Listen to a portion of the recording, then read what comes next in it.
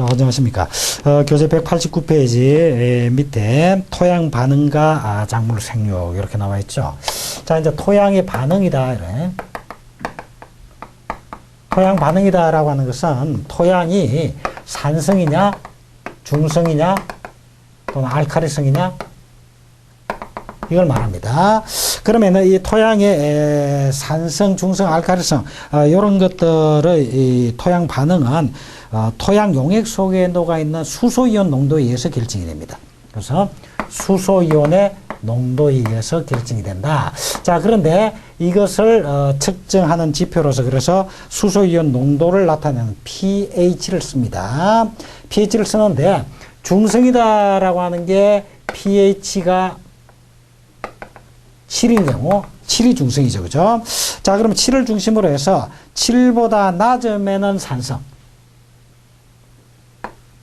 7보다 낮으면 산성, 7보다 높으면 알칼리성, 이렇게 됩니다. 자, 그래서 거기에 보니까 둘째 줄에 용액의 수소이온 농도를 나타낼 때는 pH를 사용한다. 중성일 때는 pH가 7, 7보다 낮은 때는 산성, 7보다 높을 때는 알칼리성. 밑줄 끊으시고요. 됐죠? 자, 그 다음에 니은의 토양 산성의 원인. 토양은 주로 이제 토양이 산성화 되는데, 그거는, 토양이 산성이 되는 원인은, 쭉 그게 나와 있습니다만은, 우리나라의 경우, 자, 190페이지 한번 봅시다. 우리나라의 경우 비가 많이 내립니다. 비가 많이 내리면, 토양 속에 함유되어 있는 소위 말하는 교환 염기가 있죠. 교환 염기가 칼슘이라든지 마그네슘이라든지 칼륨이라든지 나트륨이라든지 이런 이제 교환 염기인데, 이런 교환 염기가 용해되어서 용탈이 됩니다. 토양에서 빠져나서 이게 이제 지난번 시간에 본 바로 양이온의 교환이죠. 양이온 교환으로 인해서 토양 염기가 토양 용액 속으로 용출이 되어서 빠져나가 버리기 때문에 결국은 토양에 있는 토양에 흡착되어 있는 염기량이 그만큼 줄어들게 되고, 이것이 수소이온과 전부 다 교환이 이루어집니다. 그럼 수소이온과 교환이 이루어짐으로 인해서 수소의 농도가 농도의 변화가 나타나게 되고, 그래서 산성으로 변한다. 이렇게 볼 수 있죠. 자, 그러한 내용을 190페이지에 둘째 줄을 보니까 우리나라와 같이 비가 많이 내리는 나라의 토양은 토양에 흡착되어 있는 염기가 용탈돼 버리고, 그지? 용탈되고, 토양에 흡착되었던 염기도 용액 중의 수소이온과 교환돼서 용탈돼 버리고, 이와 같이 염기가 용탈돼 버리니까, 염기가 부족하니까 토양 자체는 산성으로 된다. 이런 이야기입니다. 토양 자체는 산성으로 된다. 그 다음에 그 밑에 하나 둘째 줄 오른쪽에 하니까 미생물의 활동이나 식물 뿌리 호흡으로 생기는 이산화탄소가 물에 녹으면 탄산이 되고, 이것이 해리되어 수소이온을 내놓기 때문에 결국은 수소이온에 의해서 염기가 또 마찬가지로 용탈이 되고, 염기의 용탈됨에 따라서 토양이 산성화된다. 이런 이야기입니다. 자, 이 말은 이산화탄소의 활동이나 식물뿌리의 호흡을 하면은 미생물이 활동하고 식물뿌리가 호흡을 하면은 산소는 흡수되고 이산화탄소를 방출하죠. CO2가 방출이 되죠. 그러면 CO2가 방출이 되면 이 CO2가 물에 녹으면 H2CO3, 물의 H2O하고 합쳐져서 H2CO3가 됩니다. 자, 그게 190페이지 그 표 안에 있네요. CO2 플러스 H2O. CO2가, 방출되는 CO2가 물에 녹는다. H2O, 물에 녹는다. 그러면 H2CO3가 되죠. H2CO3가 뭐냐면 이게 바로 탄산이지, 탄산. 그래서 탄산이 된단 말이에요. 물에 녹으면 탄산이 되고, 이것이 해리되어 탄산이 분해되어 수소이온을 내놓는다. 그래서 H2CO3는 H 플러스와 HCO3. 자, 이게 해리되면 H2CO3는 H 플러스 이온과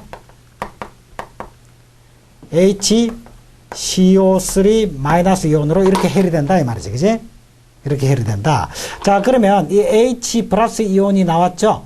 이 H 플러스 이온이 소위 말하는 토양의 양이온 교환, 지난번 시간에 본 양이온 교환으로 인해서 결국은 토양에 있는 염기를 용출시켜버릴 것이다. 염기를 용출시켜버리면 토양이 산성화된다. 이런 이야기죠. 자, 이런 등등으로 인해서 토양이 산성화될 수가 있고, 또 그뿐만 아니라 공장에서 나오는 폐수 같은 거, 이런 폐수 같은 것은 그 오염된 폐수 자체가 산성을 강하게 띠기 때문에 토양을 산성으로 변화시킨다. 이런 이야기입니다. 자, 이런 등등의 이유로 해서 일반적으로 토양, 우리나라의 토양이 이렇게 산성화되는데, 자, 산성 토양이 되면은 산성의 해가 있죠. 둘째 줄에 대부분의 작물은 대체로 중성 내지 미산성을 좋아하지 강한 산성에서는 잘 자라지 못한다. 물론 강한 알칼리성도 안 좋지만은 특히 강한 산성에서는 잘 자라지를 못한다. 이런 이야기입니다.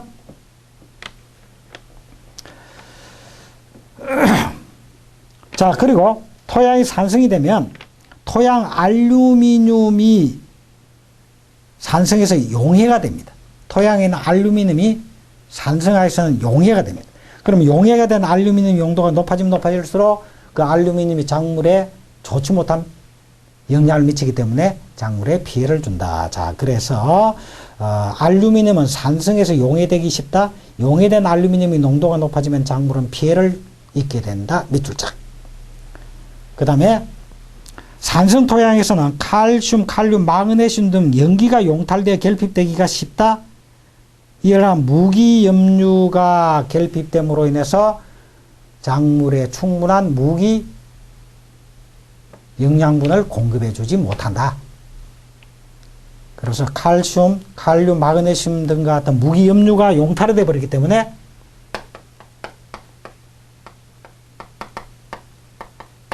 버리기 때문에 이 말은 무슨 말이냐면 유기염류의 부족 현상을 나타내게 된다. 그래서 작물에 피해를 준다. 이런 얘기입니다. 자, 그 다음에 미생물 활동이 산성이 되면은 미생물도 강한 산성에서는 잘 활동하지 못합니다. 그래서 미생물 활동이 줄어들기 때문에 유기물의 분해 속도가 줄어들게 될 것이고, 그죠?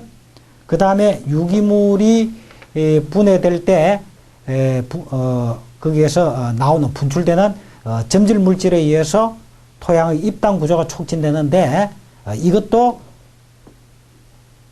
입당 구조 행성이 또 잘 이루어지지 못한다. 자, 이런 등등의 이유로 인해서 산성 토지는 작물의 경작에 바람직하지 못하다. 이렇게 이제 볼 수가 있겠죠. 자, 그러면 작물들은 주로 그러면 어느 정도의 토양 반응에 잘 자라느냐? 일반적으로 약산성에서 중성 정도. 그래서 약산성에서 중성의 범위에서 잘 자란다. 그래서 pH로 치면 6에서 7 정도.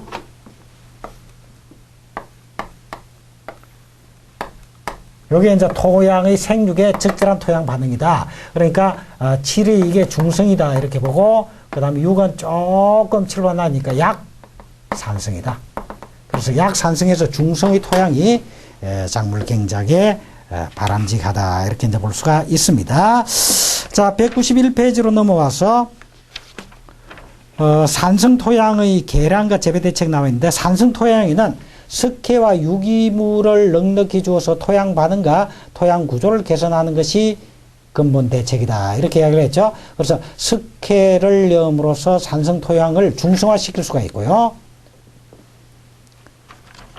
산성 토양은 석회를 토양에 넣어줌으로써 중성화시킬 수가 있고, 그 다음에 유기물을 충분히 넣어줌으로써 결국 미생물의 활동을 정대시키고 그걸로 인해서 토양의 개량을 가져오도록 하는 것이 바람직하다. 이런 이야기입니다.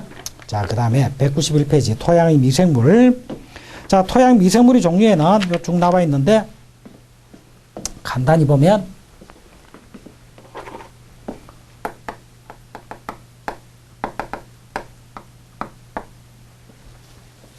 토양 미생물은 첫째 세균, 박테리아.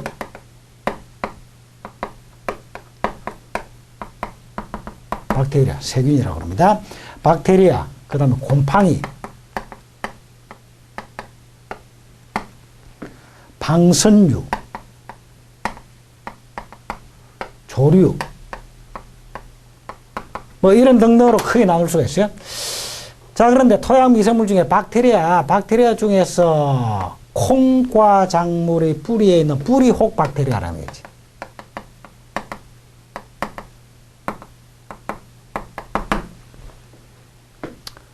뿌리혹 박테리아라든지, 그 다음에 조류는 뭐 녹조를 띈다. 녹조류가 대표적이지. 그런데 이 녹조류 같은 경우에는 녹색을 띠기 때문에 그 자체가 탄소 동화작용을 합니다. 탄소 동화작용을 하고요.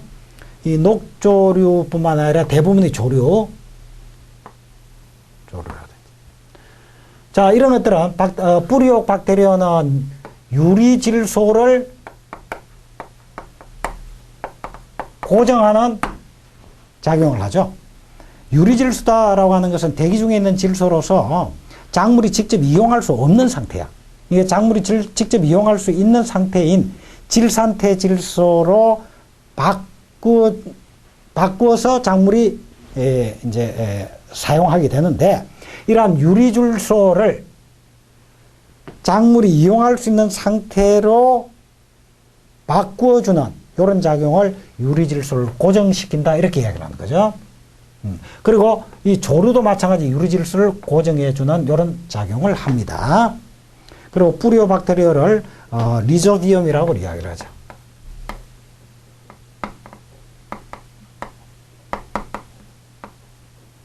리조비움이라고 이야기를 한다. 자, 그러면 토양 미생물 해가지고 쭉 나와 있는데 요 중에 중요한 내용은 이렇게 정리를 했습니다. 그럼 191페이지 한번 봅시다. 세균. 토양 미생물 중에 가장 숫자가 많은 게 세균이다, 즉 박테리아다, 이렇게 돼 있죠. 밑줄 그어 놓으시고요. 자, 이 세균을 분류를 할 때 자급 영양 세균, 타급 영양 세균 뭐 이렇게 나누기도 합니다. 그래, 자급 영양 세균이다라고 하는 것은 자기 스스로 무기 화합물을 산화시킬 때 나오는 에너지를 이용해서 자기 스스로 영양분을 습득하는 이러한 세균을 자급 영양세균이라고 이야기를 하는데, 암모늄을 아질산으로 만드는 아질산균이라든지 아질산을 질산으로 만드는 질산균이라든지 황을 산화시켜 황산으로 만드는 황세균이라든지 이가철을 삼가철로 산화시키는 철세균이라든지 이런 것들은 전부 다 자급 영양세균입니다.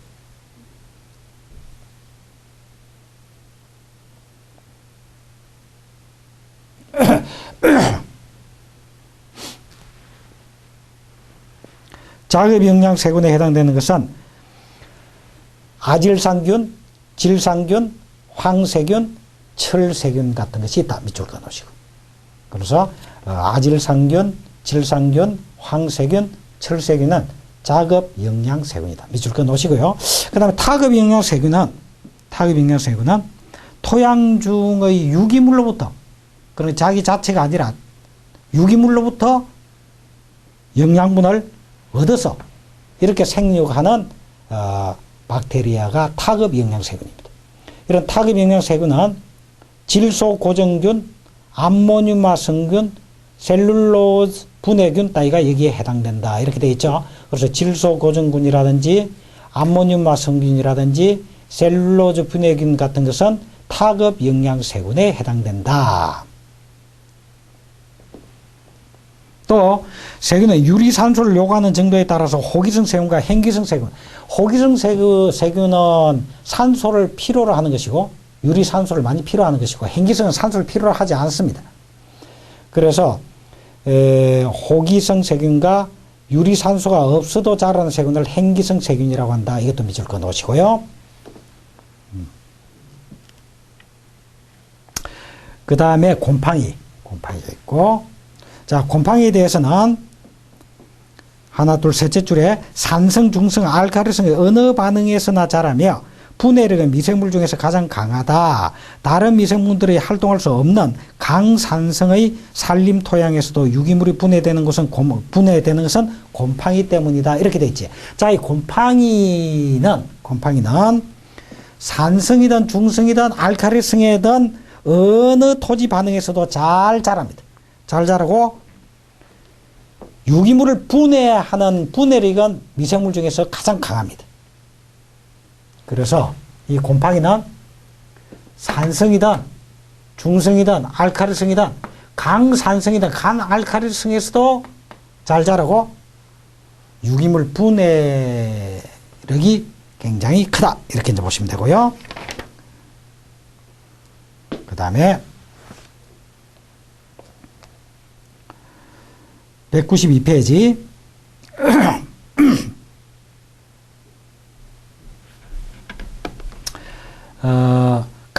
두 번째, 감자의 더댕이 병은 방생균에 의한 것인데 산성 토양이나 토양의 산도를 높일 때 감자의 더댕이 병이 없어지는 것은 방생균이 산성에 약하기 때문이다. 밑줄 끊으시고. 자, 이거 무슨 말이냐면 우리 감자의 병 중에 더댕이 병이라는 게 있습니다. 더댕이 병이라는 것은 감자 표면에 얼굴에 버점 생기듯이 이런 버점이 핀 것 같은 이런 자국이 생기는 것을 더댕이 병이라고 그럽니다. 그래서 감자 표면에 보면은 이 버점이 생긴 것 같은 이런 자국들이 막 생기는 거, 이것을 더댕이 병이라고 하는데, 이 더댕이 병을 일으키는 미생물이 바로 방생균입니다. 이 방생균은 감자의 더댕이병, 더댕이병을 일으키는 미생물입니다. 자, 이 더댕이병을 방생균이 일으키는데 산성 토양이 되면은 더댕이병이 나타나지 않습니다. 이건 무슨 말이냐면 방생균은 산성에 약하기 때문이다. 이걸 방증해 주는 거죠. 자, 그 다음에 조류는 뭐 녹조, 남조, 규조 이런 것들이 있는데, 자, 조류에서 밑에 둘째 줄 오른쪽에 보니까 논에 물이 차 있을 때는 조류도 탄소 동화 작용을 통하여 토양에 산소를 공급하고 공기 속의 유리 질소를 고정하여 논 토양의 지력을 좋게 한다 이랬죠, 그제? 그래서 조류도 유리 질소를 고정하는 작용이 있고요. 모든 조류는 그 조류 스스로 탄소 동화 작용을 합니다. 그래서 조류도 탄소 동화 작용을 한다. 탄소 동화 작용은 이산화탄소를 받아들이고 산소를 내놓죠. 산소를 내놓기 때문에 토양에 산소를 공급하는 그런 작용을 하는구나. 그리고 유리질소를 고정하는 그런 작용을 조류도 하는구나. 이렇게 볼 수가 있습니다. 자, 그 다음에 토양 미생물의 활동 조건 쭉 나와 있는데, 수분에 대해서는 둘째 줄에 미생물이 활동하기 가장 적절한 수분량은 최대 용수량의 60% 정도이다. 밑줄 그어 놓으시고. 최대 용수량이 뭐다라는 걸 설명을 했죠. 이 최대 용수량의 한 60% 정도의 수분이 미생물이 활동하기에 가장 적합한 수분량입니다. 그 다음에 온도. 미생물이 생육에 적절한 토양의 온도는 27도 내지 한 28도 정도다. 밑줄 그어 놓으시고. 그래서 27도 내지 28도 정도가 미생물의 생육에 적절한 온도다. 밑줄 그어 놓으시고요. 토양의 깊이. 토양의 미생물은 심토로 갈수록 표토가 있고 작토가 있고 그 밑에 심토죠. 심토로 갈수록 그 수가 줄어들고 1m보다 깊은 곳에는 거의 살고 있지 않다. 이것은 깊이가 깊어지면 공기와 유기물이 결핍되기 때문이다. 이렇게 되어 있는데, 그지? 자, 이 말은 무슨 말이냐면 결국 미생물은 토양의 깊이 1m 밑에 내려가면은 거의 미생물이 살고 있지 않습니다. 이와 같이 밑으로 내려가면 내려갈수록 유기물도 적고요.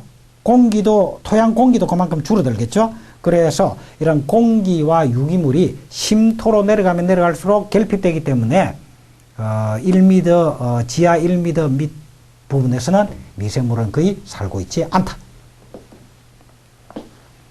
그래서 토양의 깊이에서 토양의 미생물은 심토로 갈수록 그 수가 줄어들어 1m보다 깊은 곳에는 거의 살고 있지 않는데, 깊이가 깊어지면 공기와 유기물이 결핍되기 때문이다. 여기까지 밑줄 쫙 넣어놓으시고요. 자, 그 다음에 3번에 토양 미생물의 작용 이렇게 되어 있죠. 자, 이러한 토양 미생물이 작물에 유리한 영향을 주기도 하고 또 불리한 영향을 주기도 합니다. 근데 작물에 유리한 작용을 하기도 하고 불리한 작용을 하기도 합니다. 자, 그 대략 나열이 되어 있는데 우선 유리한 작용 보면 기억, 유기물을 분해하여 암모니아를 생성하고 그 밖에 양분도 생성한다. 그래서 토양 중에 있는 유기물을 분해하는 것은 토양 미생물입니다. 그리고 유기물을 분해해서 암모늄을 만들어낸다. 이걸 암모늄화 작용이라고 합니다. 그리고 양분도 생성한다. 그 다음에 유리질소를 고정한다. 여러 가지 있는데, 그래서 암모늄화 작용이라든지 유리질소 고정이라든지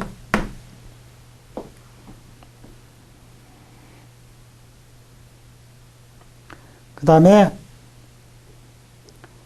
암모니아를 질산으로 변화시킨다. 그게 쭉 나와 있는데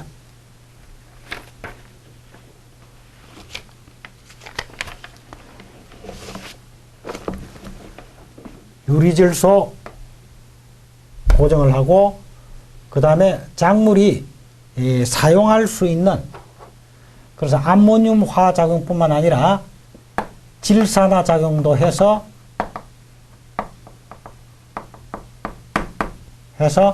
작물이 이용할 수 있는 질산태 질소를 만들어낸다. 이 두 가지가 대표적인 유리한 작용입니다. 자, 그 외에도 무기 성분을 변화시켜서 인산의 용해도를 높이는 것은 하나의 복이다. 이런데 무기 성분을 변화시키기도 하고, 그 다음 미연번에 보니까 가용성 무기 성분을 동화하여 유실을 적게 한다. 이런 동화라고 하는 것은, 동화작용은 흡수하는 작용입니다. 흡수 또는 합성하는 작용입니다. 자, 여기서 참고로 뭐라고 되어 있냐면 가용성 무기 성분을 동화한다.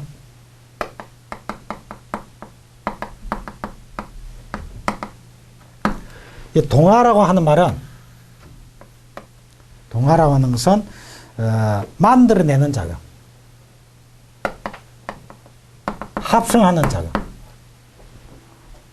작용, 이것을 동화라고 이야기합니다. 그래서 무기 성분을 만들어내는 이런 작용도 한다. 그 다음에 점질 물질을 방출해서 입단 구조 형성에 도움을 준다.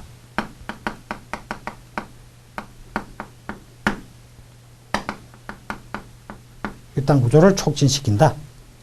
그 다음 미생물 간의 길항작용에 의해서 유해작용을 경감시킬 수 있다. 미생물 간의 길항작용에 의해서 유해작물을 경감시킨다는데, 길항작용이라고 하는 것은 서로 상쇄되는 작용. 이 미생물이 유해작용, 이 미생물이 유해작용을 끼치는데 그것끼리 서로 상쇄돼 가지고 유해작용 자체가 경감될 수도 있다. 그래서 길항작용에 의해서 유해작용을 경감시키는 그런 작용도 하고, 생장 촉진 물질을 분비하기도 한다. 호르몬성의 생장 촉진 물질을 분비하기도 한다. 자, 이런 등등이 미생물이 작물의 생육에 유리하게 영향을 미치는 작용입니다. 그래서 유해작용은 작물에 병을 일으키는 미생물이 많고, 또 탈질작용을 일으키기도 하고, 이렇다. 자, 그래서 불리한 작용 중에서는 작물에 병을 일으키기도 하고, 그 다음에 탈질 작용을 하기도 한다. 미생물이 탈질 작용을 하기도 한다. 자, 이렇게 대략적으로 이야기를 했는데, 요 중에서 이제 정리를 한번 해보자. 유리한 작용인 암모늄화 작용이라든지 질산화 작용이라든지 유리질소 고정, 요거 한번 설명을 드리고, 그 다음에 탈질 작용, 불리한 작용의 탈질 작용, 요것을 이제 설명을 한번 드리겠습니다. 한번 봅시다. 공기 중에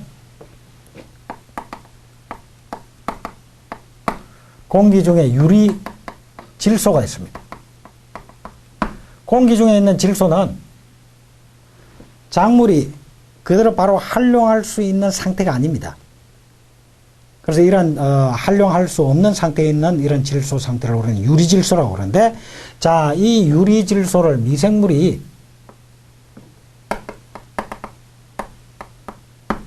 작용해서 질소를 고정시킵니다.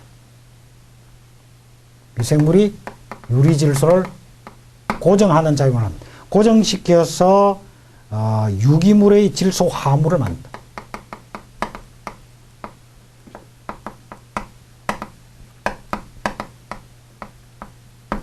유기물의 질소 화합물을 생산한다.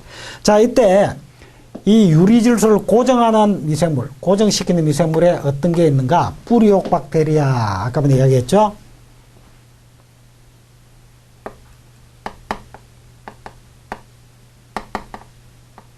리조비움이라고 하는 뿌리옥 박테리아라든지, 그 다음에 아조토박터,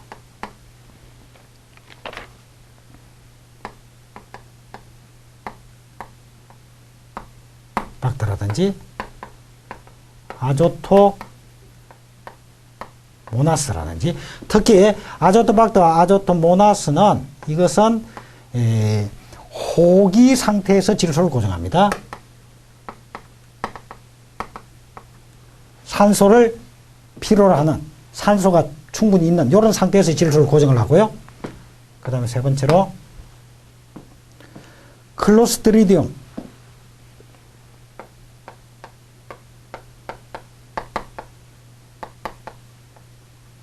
클로스트리디움은 이거는 햄기 상태에서, 산소가 필요 없는 햄기 상태에서 질소를 고정을 합니다. 질소를 고정합니다. 자, 이러한 미생물에 의해서 유리질소의 고정이 이루어지고, 유리질소 고정이 이루어짐에 따라서 유리질소가 이제 유기물의 질소 화합물로 변하게 됩니다. 질소 화합물로 변하고, 자, 이 질소 화합물에 암모늄균이 작용해서 이게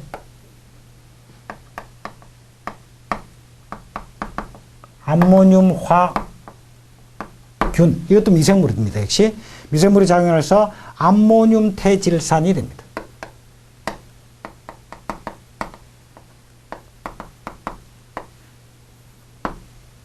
암모늄 태질소가 되고, 자, 이 암모늄 태질소에 다시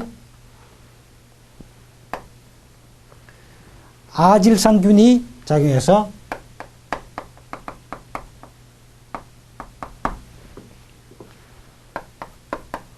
아질산태 질소가 됩니다. 여기에 질산균이 작용해서 질산태 질소가 되고,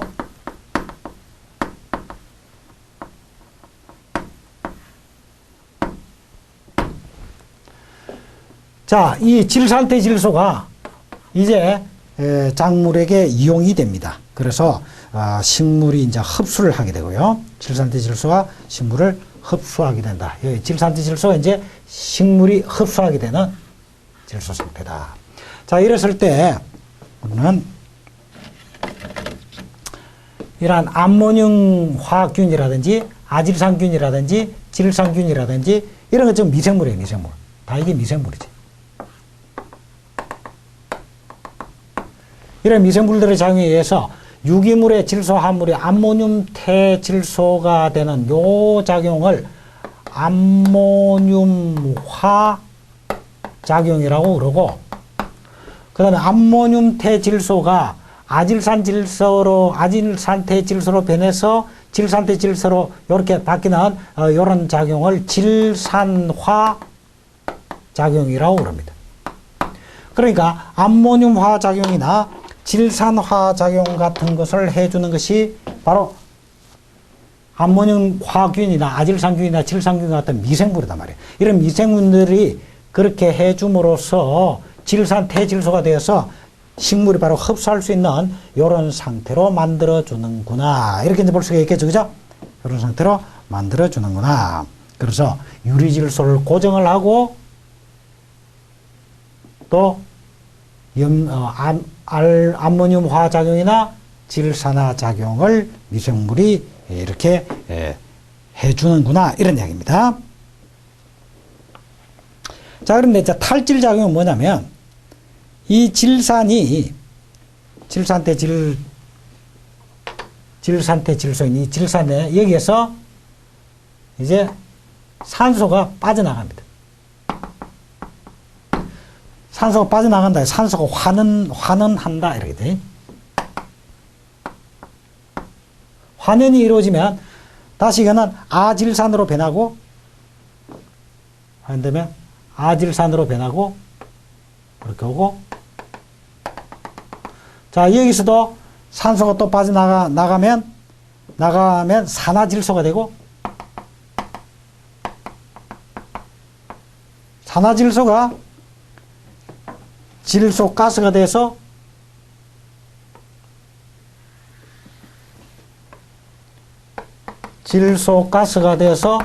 대기 중으로 방출이 됩니다. 대기 중으로 방출이 되면 그게 바로 유리질소가 되죠. 자, 그러면 이 과정, 질산태질소에 산소가 환원되어서 아질산태질소가 되고 아질산이 되고 자, 아질산이 되어서 여기에 아질산이 다시 여기서 산소가 또 환원됨으로써 산화질소가 되고 산화질소가 질소가스로 변해서 다시 대기 중의 유리질소로 대기에 방출되게 되는 이러한 일련의 작용을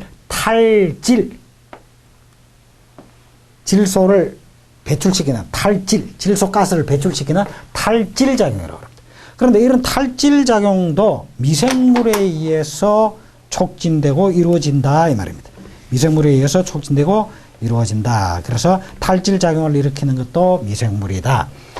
유리질소를 고정하고 알루민 화작용을 하고 질산화 작용을 해서 식물이 질소를 바로 흡수해서 이용할 수 있도록 만들어주는 것도 미생물이고 또 이 질산에서 산소를 환원시켜서 그것을 질소가스로 만들어서 대기 중에 질소를 방출시키는 이런 탈질작용을 하는 것도 역시 미생물이다. 그래서 전자는 유리한 작용이지만 후자는 불리한 작용이다. 이렇게 이야기할 수가 있죠. 자, 그 다음에 193페이지에 토양 유기물과 부식 되어 있는데 자, 부식의 생성 이렇게 되어 있는데 보면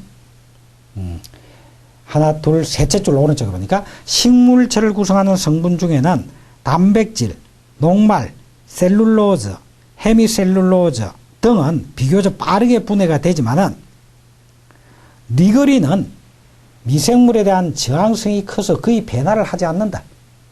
미생물이 작용해도 니거린은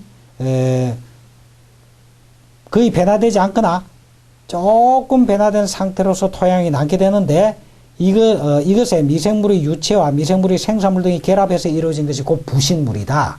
그래서 부식물은 식물체 구성요소 중의 니거린하고 그 다음에 기타 미생물들의 생산물하고 이런 것들이 결합돼서 만들어진 것이 부식물이다. 이렇게 보시면 되겠죠. 자, 그래서 니거린과 미생물들의 생산물이 결합된 것이 부식물이다. 그 밑줄 끄 놓으시고 쭉 내려와서 넷째 줄 더 내려와서 오른쪽에 통기가 잘 되는 조건에서는 산화분해를 해서 미생물이 이러한 식물의 유해에 작용을 합니다. 작용을 해서 산소가 충분히 공급된 상태다라고 한다면 완전한 분해가 이루어집니다. 이런 완전한 분해를 산소분해라고 합니다. 완전하게 분해가 됩니다. 자, 산소 분해가 이루어지고 이와 같이 통기가 잘 되는 조건. 산소의 공급이 충분한 조건 이 말이죠. 통기가 잘 된 조건에서는 산화분해를 받아서 생긴 부식은 완전하게 분해되는 것이기 때문에 원래의 그 부식되기 이전의 식물의 행태가 거의 존재하지 않습니다. 그래서 식물의 행태를 분간할 수가 없고 콜로이드 상으로 토양의 강물 성분과 잘 섞여 있으므로 부식이 나타내는 효과가 매우 크고 중성으로서 그 질이 좋다. 그래서 공기가 충분히 통하는 이러한 산소 공급이 충분하면은 토양 유기물은 분해되어서 완전 분해되고 다시 말하면 산소 분해가 되고 완전 분해가 되어서 부식물은 생성이 많이 되지 않고 그리고 생성되더라도 그 부식물은 식물 행체와 분간할 수 없을 정도로 잘 부식되고 그리고 중성을 띈다 이런 얘기입니다. 중성을 띈다. 그에 비해서 물에 잠겨 있는 곳이나 지하 수위가 높아서 습지에 있는 곳은 이것은 습지에 있다. 물로 인해서 공기 통기가 잘 되지 않는다 이 말이지, 그지? 그래서 이와 같이 공기 통기가 잘 되지 않는 이런 경우에는 호기성 미생물에 의해서 분해되는 것이 아니라 공기가 잘 통하지 않으니까 햄기성 미생물에 의해서 분해되고 이런 분해를 환원 분해라고 합니다. 그러나 환원 분해는 불완전한 분해가 되기 때문에 결국은 식물 행체를 그대로 알아볼 수 있을 정도로 이러한 부식물이 형성이 되고 이런 부식물은 강한 산성을 띠고 있습니다. 그리고 강한 산성을 띠고 있기 때문에 이것을 중성화해 줄 필요가 있고 중성화시키기 위해서는 석회를 사용하는 것이 필요하다. 자, 그래서 그 맨 마지막에 석회를 주어서 산성을 중화하고 배수를 하여 줌으로써 계량할 수 있다. 이렇게 되어 있죠. 석회를 주어서 산성을 중화시킨다. 밑줄짝. 석회를 주어서 산성을 중화시킨다. 밑줄짝.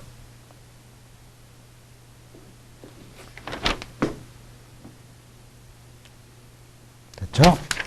자, 그 다음에 쭉 내려와서 3번에 부식의 기능 나와 있는데 기억에 부식은 염기 치한 용량이 크다. 이렇게 되어 있죠. 부식은 염기 치한 용량이 크다. 염기 치한 용량이 크다라고 하는 말은 곧 염기를 흡수할 수 있는 흡착력이 크다 이 말입니다. 부식의 경우에는 염기를 흡착할 수 있는 흡착력이 굉장히 크다. 따라서 194페이지 보니까 부식은 보비력이 크다.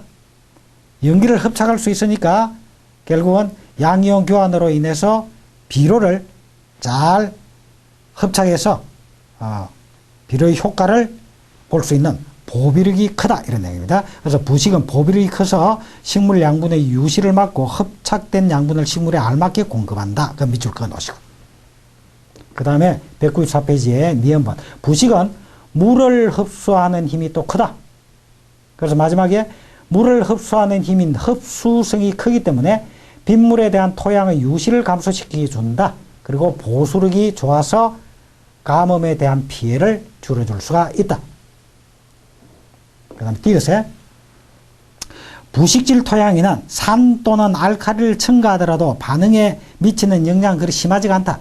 그래서 부식질 토양에 산을 첨가한다, 알칼리를 첨가한다라고 해서 바로 더 강한 산성으로 또 더 강한 알칼리성으로 변하냐? 그렇지 잘 않는다. 반응을 별로 나타내지 않는다. 이 말은 토양의 완충 능력을 그만큼 높여주는 것이다. 이 말입니다. 그래서 토양의 완충 능력을 높여주고 식물에 유해한 알루미늄 이온을 흡착해서 그 해를 줄여주는 이런 기능도 한다.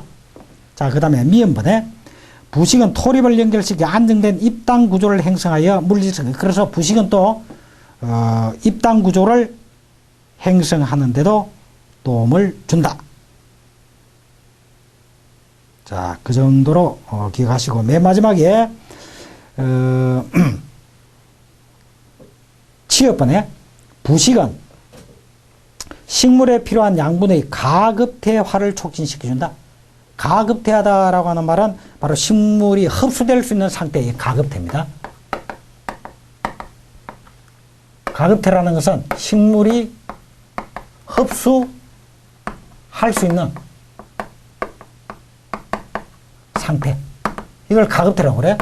그래서 부식은 오히려 식물에 필요한 양분이 흡수 가능한 상태로 만들어주는 그런 효과가 있다.